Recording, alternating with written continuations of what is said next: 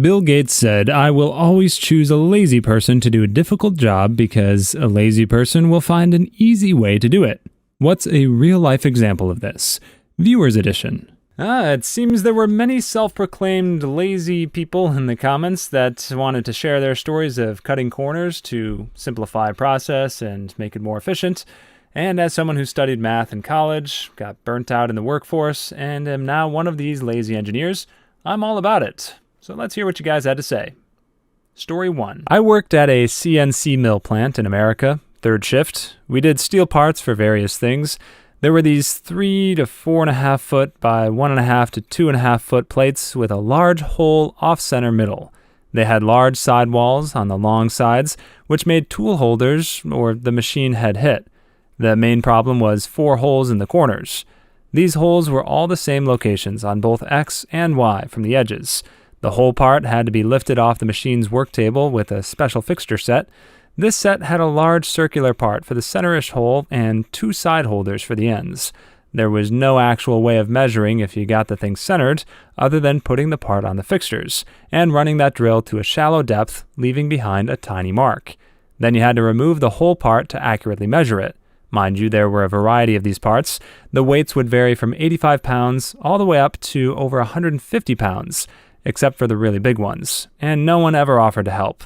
So there I was, hefting this huge thing out of the machine to get my calipers to measure the marks, and find I am off a little. Supervisor says we need to grab the next part and put it in, then untighten all the bolts holding the fixtures down, then gently nudge the whole thing, then tighten the bolts back down and do it again. The tolerances said the range of play was 0.03 inches plus or minus, or in other words, less than a millimeter either way. Constantly, we would be too far one way, only to push it too far the next way. It took over 3 hours to get the darn thing straight. After doing this for a night, I begged the manager for a tool to make doing the setup easier and faster. 2 years later, still nothing. So I had enough. One night I was furious at just how much I needed to do, so I grabbed various bits of scrap steel we had lying around, but most importantly was a pair of very straight, right-angle beams of around 3 feet length. I gave a welder $20 to put bars between these 2 plates, then a 4-inch grinder to get a perfect edge on one side. It needed everything because of the fixtures. It weighed over 60 pounds. I used a powered hand drill to put 4 holes so I could turn the bandsaw to cut off a lot.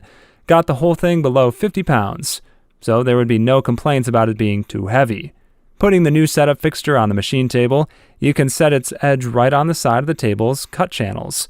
This got a straight edge, first try, every time, reducing the straightening job from over 3 hours to about 15 seconds. I was expected to get just 2 orders done that night, managed to make this thing and get 3 done instead. Next night I did 7 orders, and cleaned the area for over an hour with nothing else to do. The foreman asked me how, and asked what this weird new thing was. I explained it to him and told him I made it because I was tired of asking for this thing for years and getting nowhere. I designed it in my head in about 30 seconds and made it over 4 hours. He was happy I got those plates done. He told me how our company kept losing money on these things, but we wanted this customer, so we kept doing them. With this, we were now turning a profit. Worked with it for 3 years.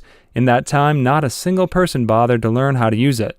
Taught 2 managers, an engineer, and the foreman how to use this thing just as I was leaving. My reward is simple, attaboy. Ooh, that hurts.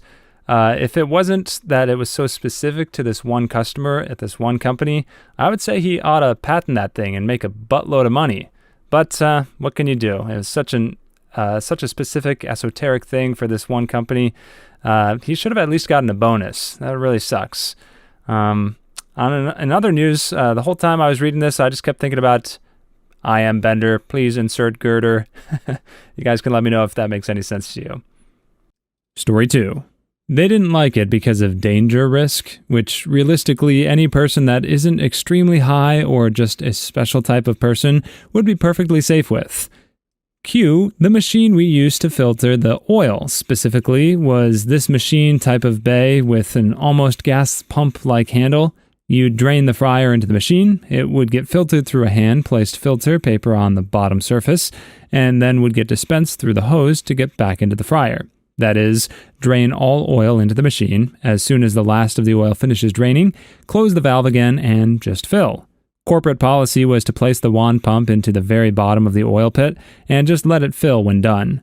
You'd usually let the oil just filter once and add the oil back in, which results in those hard as heck to remove black fried-on carbon stains on the metal. I just treated the wand as a pressure washing hose, just enough force and heat to wash out every food crumb through the drain, as well as dissolve the brown sticky oil on the walls to a sparkle every time, but not too dangerous to warrant not following it. They kept me on because the staff didn't really care, because I got the fryer so clean so quickly, because if you're still filtering when it starts to get busy, it's a pain in the butt for the station workers having to step around the machine while they have to drop something in the fryer. Then they got rid of the old semi-automatic machine and got a better Wi-Fi-enabled electronic touchscreen fryer that filtered automatically. Just needed a filter change, and the fryers were, and still are, disgusting. They're actually worse now than what they used to be, even before me, because they're a pain to clean since you can wash them out with anything else other than either fresh oil or just wiping them down with a wet scrubbing cloth or paint chipper. Story 3. I teach. When the pandemic hit and we worked online, teachers using computers in the classroom, kids at home, they expected us to write up a PowerPoint for every lesson, which is what all the other teachers did. That took more prep time than regular classes. I was like, seriously? Cuff that. I used my cell phone and took high-quality pictures of every page in the textbooks, edited out the rough edges or straightened them, numbered all the images by page number.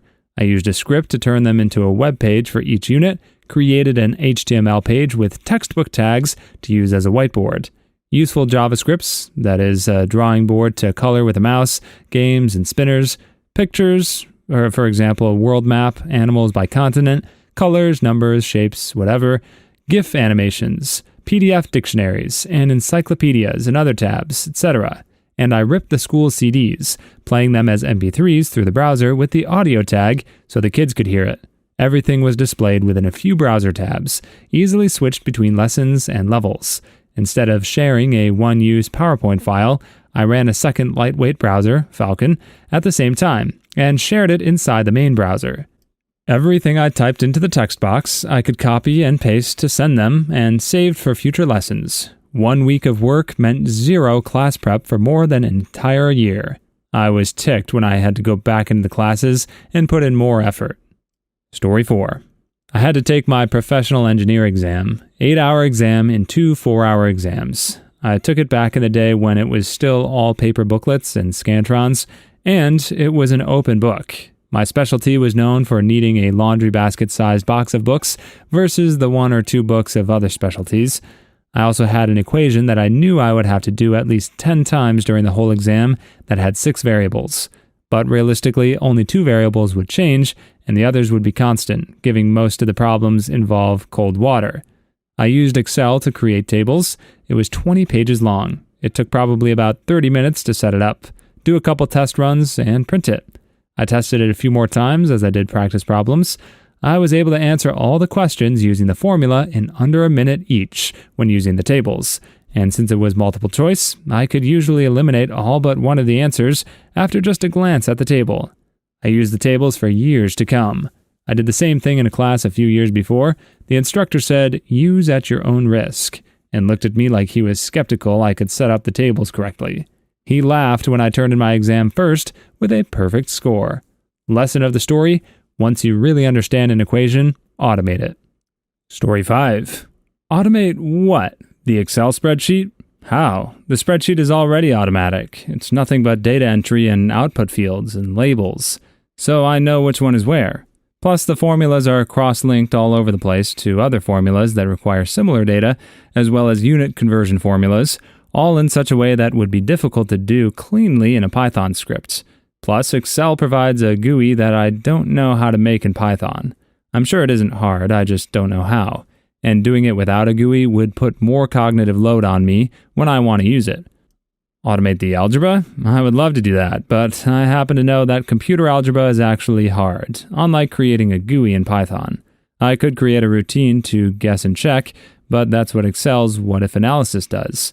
And while that tool could use quite a bit of optimization, it's also a fantastic example of an optimization problem that doesn't need to be solved. The amount of time wasted by that tool is negligible, even if I was using it all the time, which I'm not. That being said, I would love to learn computer algebra if you have any resources. Not that there aren't advantages to putting it in a Python script.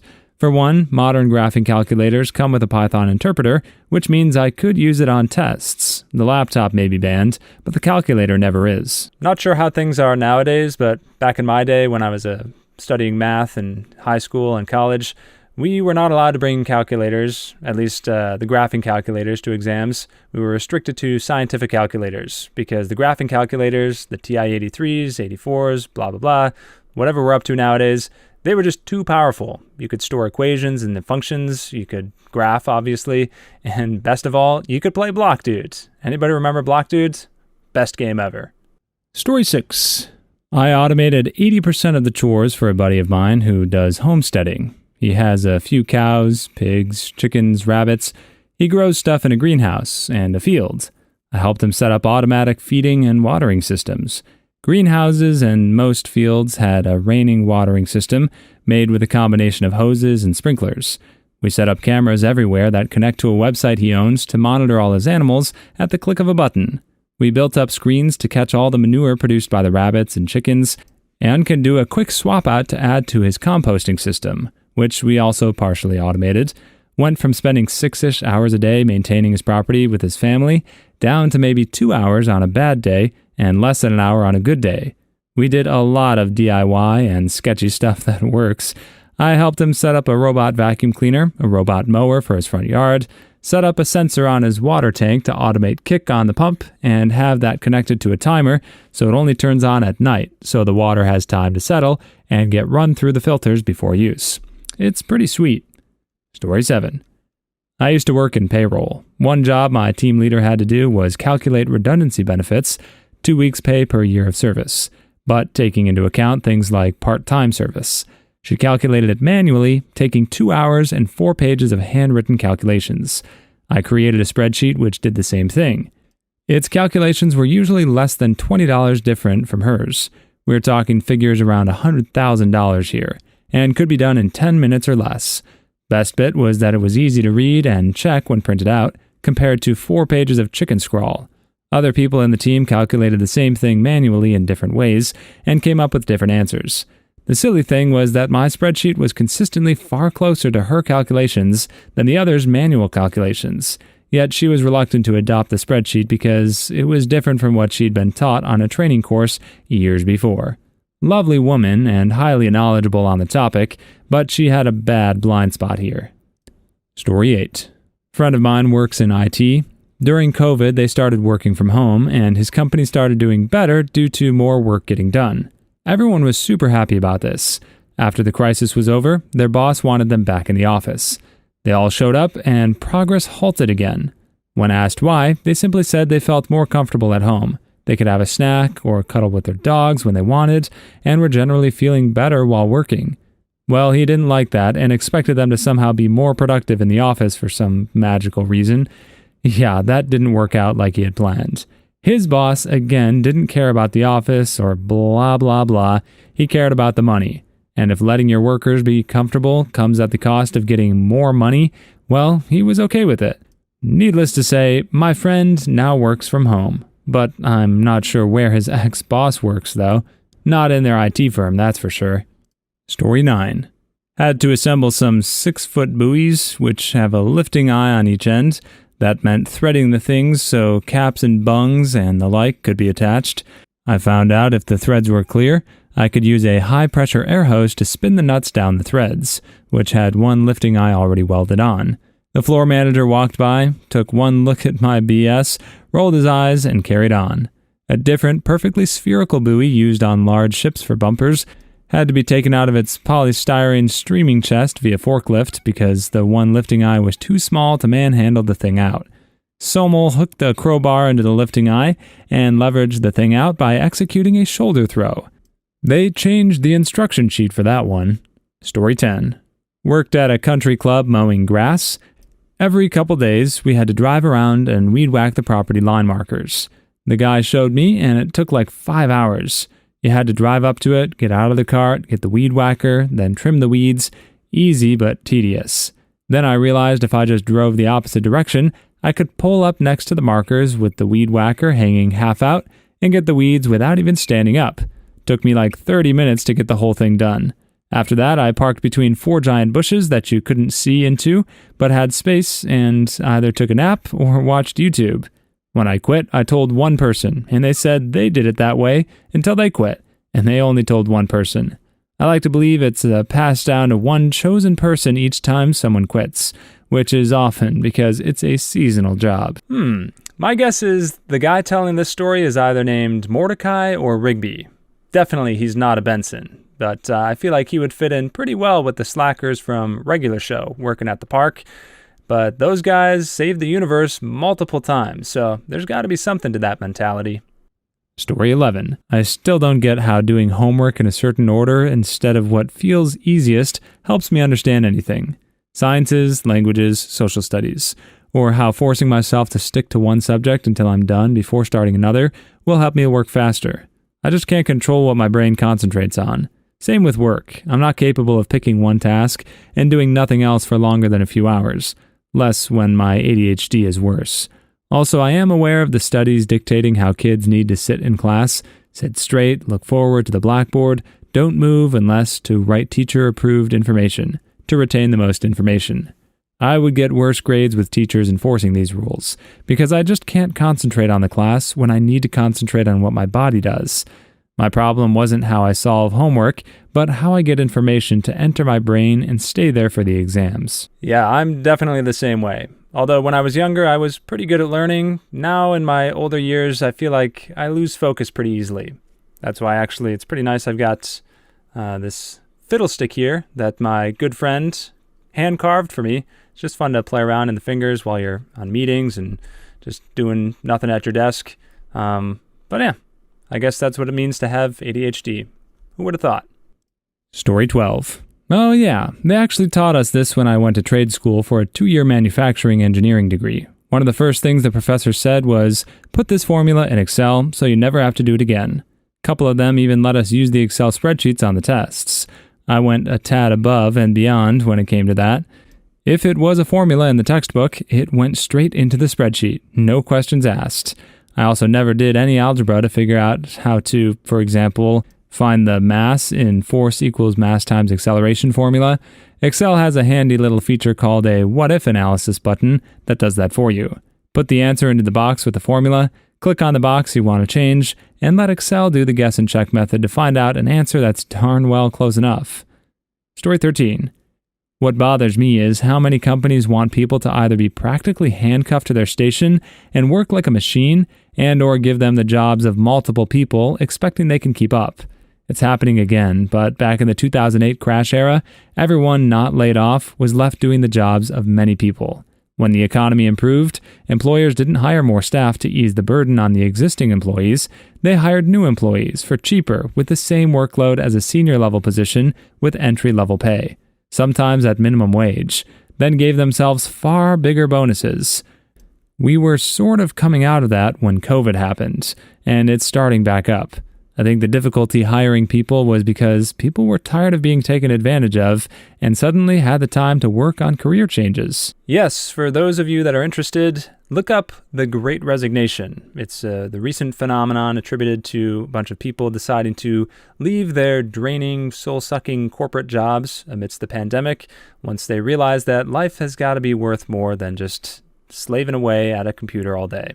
I may or may not be included in this group, and it may be the reason why you see me on your screen right now. But yeah, there was some good stuff that came out of the pandemic, all things considered. Overall, I don't know. Time will tell if it was a win or not. Story 14. Reminds me of my experience. We have a very big backyard with lots of plants, herbs, and trees. My parents asked me to water all of them as I was doing nothing. We did this task for 2 days and then prepared a practical piping layout, set up an ultra-cheap drip irrigation system from my own pocket savings, and the system worked flawlessly. Just turn on the tap and hang out with friends. But the next year when I returned home, I saw my father watering the plants and asked him to simply use the irrigation system. But he's like, we don't do that, son. He's better off with his old ways. Believe me, automatic systems are not for everyone. It depends on how much your target audience is willing to work hard. The same thing happens in corporate also. Moral is, people love their old ways like a religion. Yeah, it could be that, or could be just the plain satisfaction that comes from gardening or working on hobbies that you're passionate about and getting your hands dirty and seeing firsthand the product of your labor.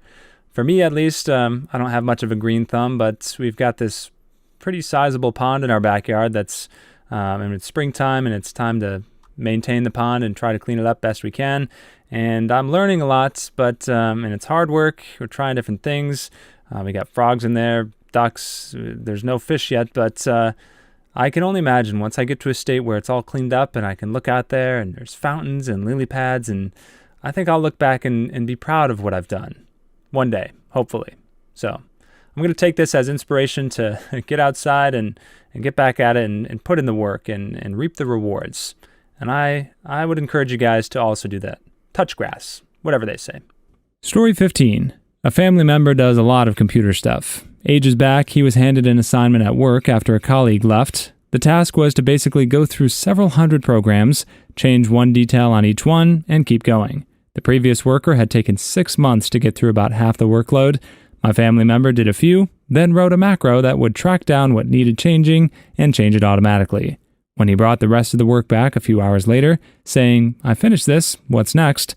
his boss told him, "Do the next one," because he thought my family member had just finished the first program. Said family member took great delight in explaining that, no, he'd finished the entire workload, and could show it to the boss if he still didn't believe him. Story 16. I did a bunch of things while at a temp job, including adding a function to sum up an area for calculating workdays. The biggest annoyance was being unsure if I could use an automator to check a bunch of data simply because I didn't know how damaged the data was. The answer was pretty damaged. I didn't have access to an underlying database, so I couldn't repair it anyway, other than manually. I did teach myself how to create KMZ files from Excel though, which was fascinating as I could tell my boss was doing it manually. The only annoying bit was I hadn't worked out how to fix data after import, so it was a case of re-exporting the Excel as a CMS or whatever before re-importing it with the template. Story 17.